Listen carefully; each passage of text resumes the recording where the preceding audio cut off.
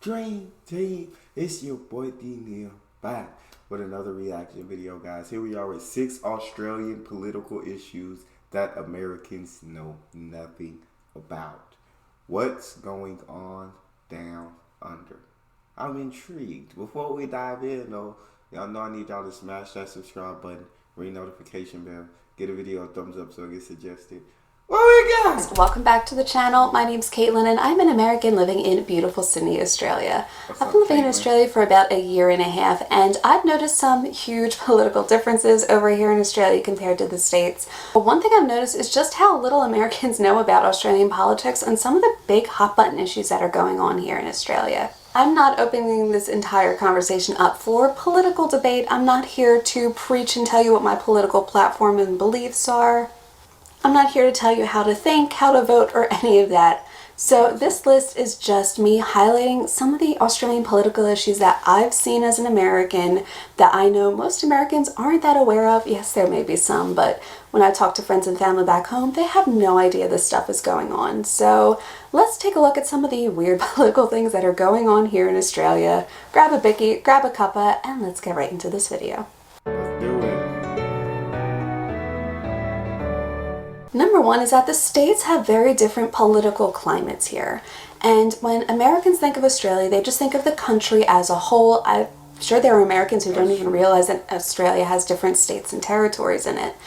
But every state and territory has a different political feel. Some lean very left, some lean very right, some are fairly moderate, and it depends sometimes just on the issues. So kind of basically like America, where you got your states that are blue states, you got your states that are red states, you got some that are fairly moderate and then more in the middle.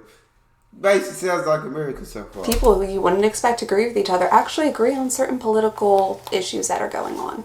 I've heard that over in the States it can feel like 50 little countries, and over here in Australia sometimes it feels like 8 little countries here. Everybody has their own agenda, everybody has their own issues, everybody has their own political beliefs, and sometimes the state that you come from does actually affect your political leanings. And when I tell Americans this, they're blown away by the fact, not just that there's different states and territories in Australia, but they're surprised to hear that it comes down to different states having different political feelings and leanings and issues that they need to address. Americans think of Australia as a whole, whereas in the States, everything feels like it's by state, not so much as a whole. So when they hear that it's actually kind of similar over here in Australia, they're really taken aback and really surprised by that. The second I think we don't think of, we're not taught much about much countries outside of the U.S. So we think of almost every other country as a whole, whether it has different territories or anything. We always think of it as a whole. And I feel like most people think of other countries as a whole, I would think. But I don't. Maybe it's just us Americans. But yeah, I don't think she's wrong. I think she's 100% right so far. Political issue that a couple of Americans I know who tend to be slightly more on the educated side are actually aware of is that the countries had this divide between whether or not Australia should stay in the Commonwealth or should Australia become a republic. And with the coronation of King Charles recently, this has been such a issue that has been put forth in the media, an issue that a lot of Aussies are talking about, and I've seen some pretty heated debates as to which direction this should go. Obviously, there are pros and cons to. I'm gonna sound pretty stupid when I ask this, and she might explain it, but republic is versus Commonwealth. What does it mean? And I feel stupid already. What does it mean? Is one like splitting apart, becoming separate from I guess the UK and King Charles? Or y'all talk to me. Explain to me in the comment section. If she doesn't, explain it to me. To both, and I think that that's something that needs to be considered. When you're looking at this, there is no strictly right or strictly wrong way to do any of this. But it's still so weird to me that a foreign country can still essentially have so much power in Australia, and people don't seem to mind. Anyway, that is a big political issue that is going on in Australia right now. Should Australia become a republic or should it stay in the Commonwealth? Number 3 is that there's a referendum going on, or at least a referendum that will be going on at the end of 2023 to include a First Nations voice to Parliament in the Australian Constitution, which is something that was actually called on for by the Uluru Statement of the Heart back in 2017. And as part of this referendum, this voice has absolutely no veto power whatsoever. It's not like they can turn around and say, okay, well, this law we're going to completely veto because we don't like it. The government at the end has the ultimate say. It's not like this First Nations voice is going to have any sort of strong, influential veto power whatsoever. But when you go to Americans and say, oh, well, they're actually putting a referendum to change the Constitution, that would give some Americans a heart attack. Like, just the words change the Constitution is enough to seriously trigger some very uneducated and undereducated Americans. Even though our Constitution has been changed multiple times, like, it has been changed. And so some people, just like you said, it will trigger. I mean, like, just the words change the Constitution will trigger some people. But it has been changed over the years. It's not the 100% exact the same as it was when it was first written. But like you said, undereducated Americans, yeah, they don't. It would trigger some of them. 100% agree.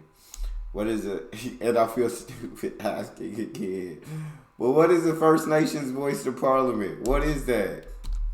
Seriously trigger some very uneducated and undereducated Americans. Because just the thought of changing something that has essentially founded their country just shakes some people to their absolute core.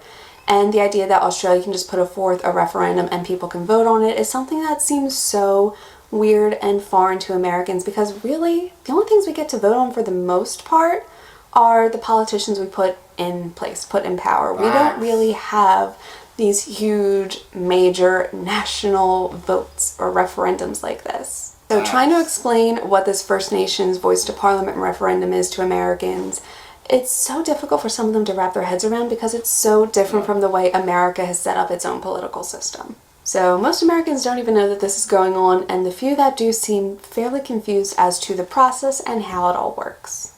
Number 4 is that there's a general distaste for people who post the Australian flag anywhere here.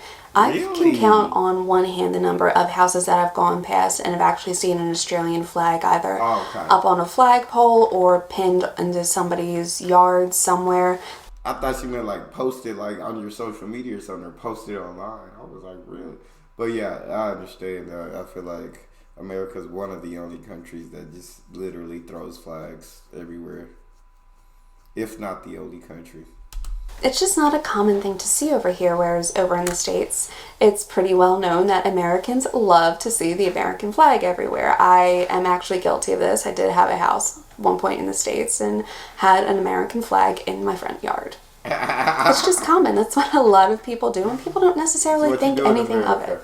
Whereas over here, people think so negatively about having the Australian flag either on a flagpole somewhere or out in the open or as a bumper sticker on your car.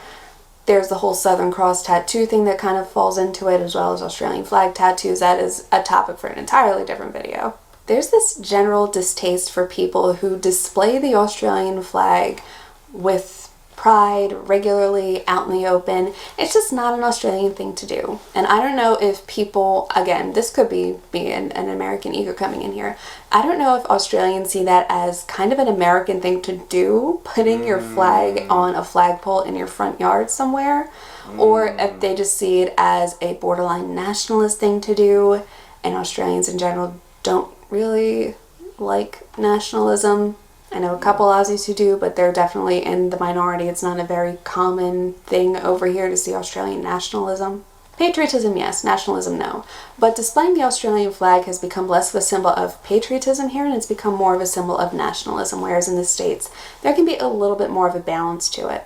So when I tell American friends and family back home, oh, people just don't put the Australian flag anywhere. Like, it's not in their front yard. You're not going to see Australian flag bumper. I understand, like, they don't post it, but for people who would want to do the American flag, I mean, the Australian flag sticker, Australian flag, like, in the front yard, like, I'm intrigued to know, like, y'all find that distasteful? And if so, like, why? I don't know, why would it be distasteful to do that, is what I'm intrigued at. Yeah, there's American flags here that fly everywhere, and yeah, I guess that's what America does. I grew up in it, so I don't know anything but that, so that's why I guess it's so common to me, and that's why I'm intrigued as to like why it would be distasteful, or I'm intrigued to hear y'all explain that. Yeah, I don't know.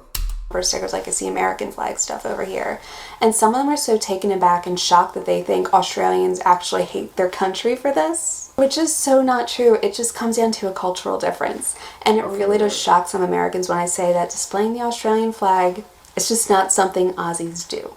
Number 5, and I'm sure that there's so much more that ties into this, but the Medicare levy versus private health insurance over here. So if you make over a certain amount of money, you have to pay a Medicare levy here in Australia, which I think is about 2% tax on your salary. I don't know if the Medicare levy is an actual tax itself or if it's just some sort of extra fee you have to pay.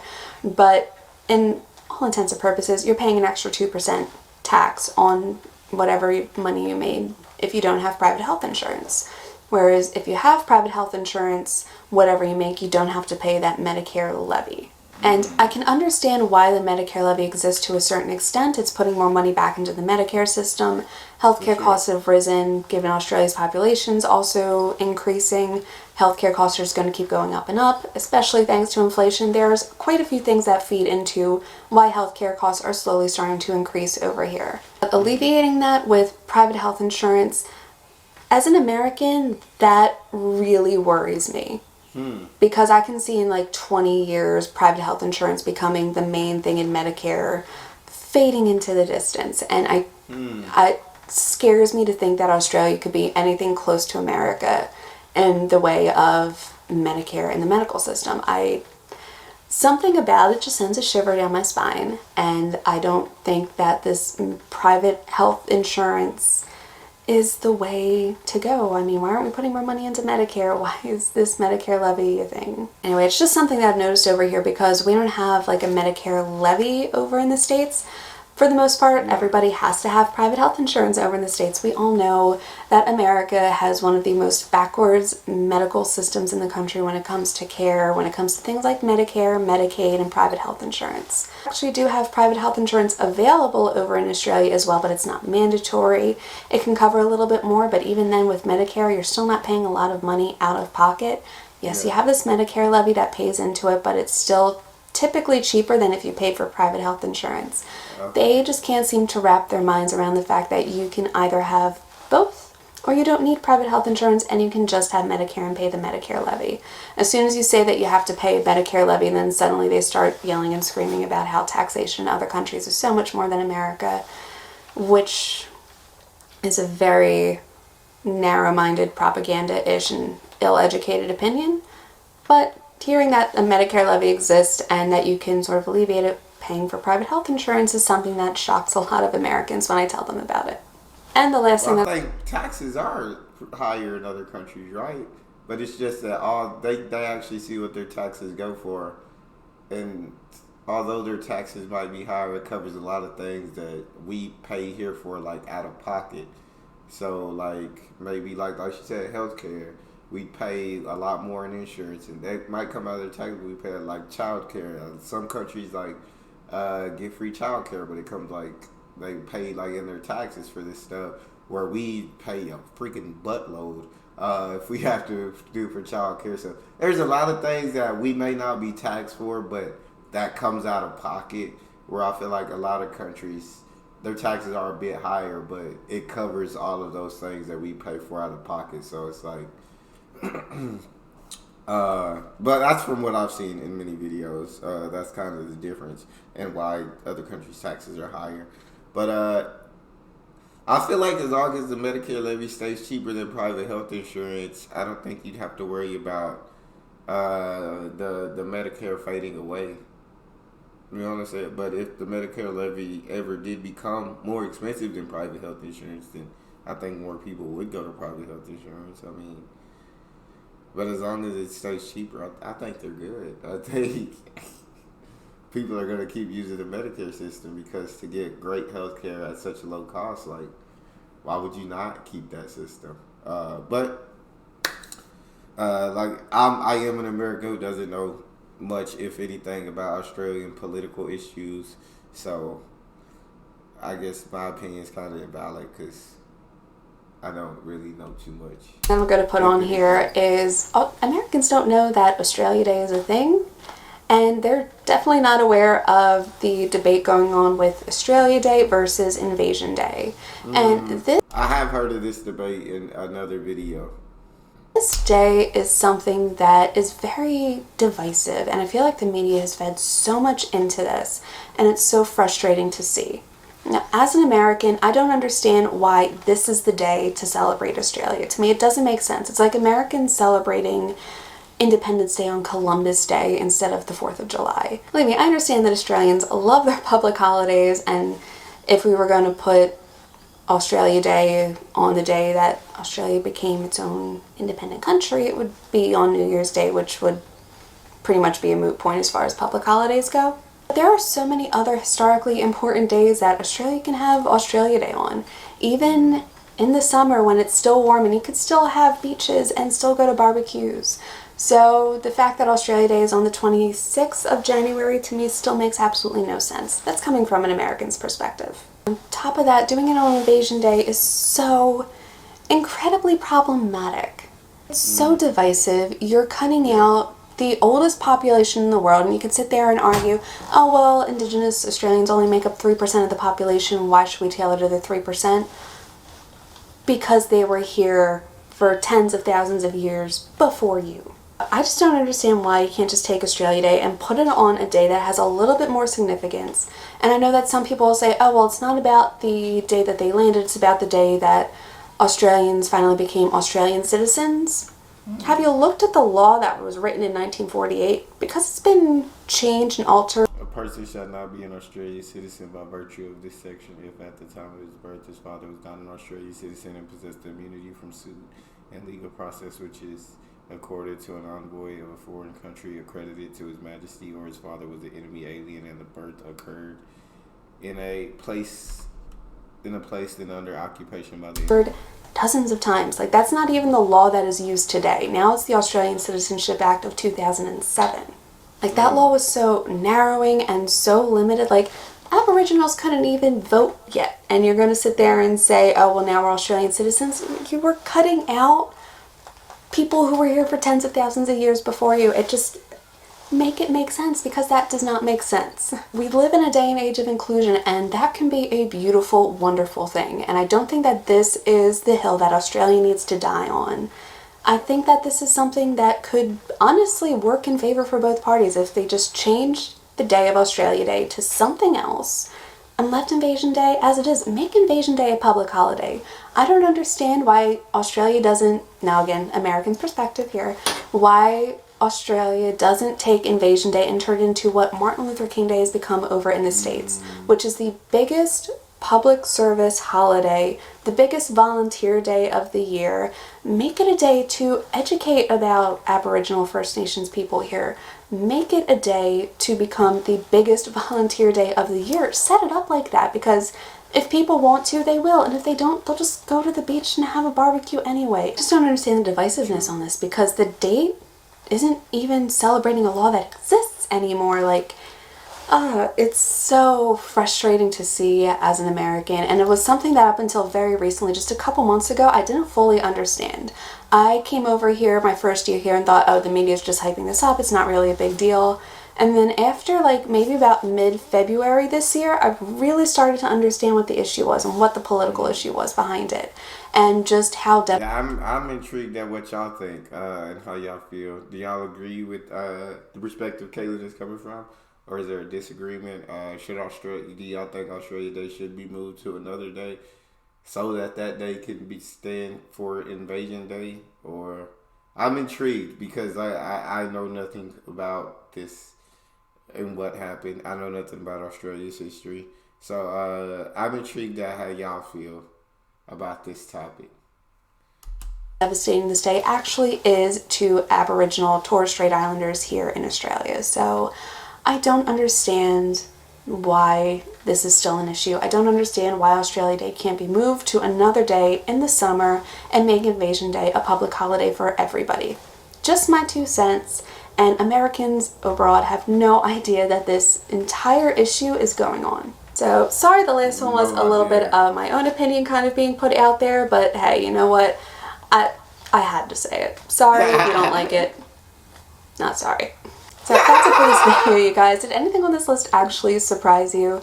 Let me know in the comments down below if you did. And if you like this video, even if you don't like my political opinions, but you appreciated the video anyway, please hit the like and subscribe button down below. I really, really do appreciate the support, you guys, and I will see you all in my next video. Bye. I appreciated the video. I got to learn some things that I did not know about, and so that's always awesome. Just learning more about the rest of the world, but that's all we got for this. You guys got a favorite video suggestion? You can subscribe to Patreon or drop it in the comment section. It's your boy Neal, out.